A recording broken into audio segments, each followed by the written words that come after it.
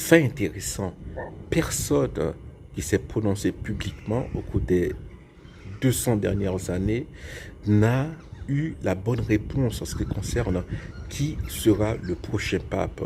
Donc personne n'a pu prédire Benoît XVI, personne n'a pu prédire Saint Jean-Paul II, personne n'a pu prédire le pape François, mais il faut aussi juste prendre un instant pour apprécier la diversité des caractères, des caractères de ces papes, de leur personnalité.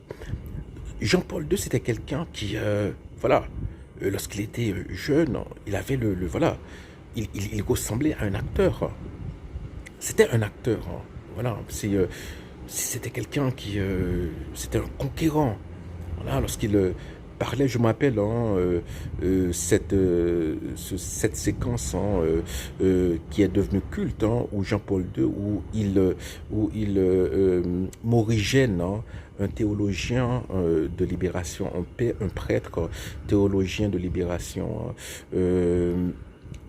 Ensuite, il y a Benoît XVI. Peut-être le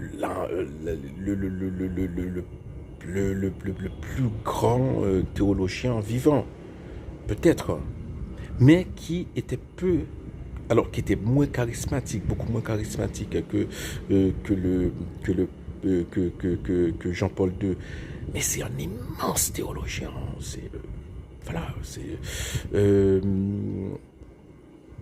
euh, et c'est quelqu'un qui, voilà, il faut lire ses livres.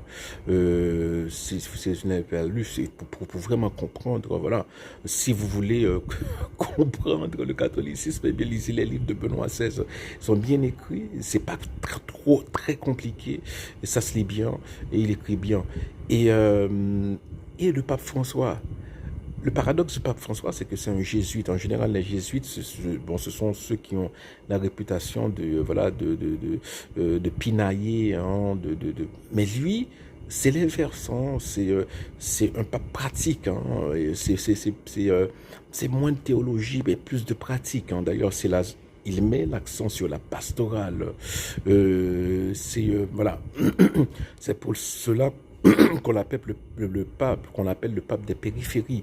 Parce qu'il dit, eh bien, dans l'église, nous avons des gens qui sont à la périphérie comme ça, les divorcés, remariés, les homosexuels, les couples homosexuels. Il faut, il faut les accueillir dans l'église. Nous pas jeter eux.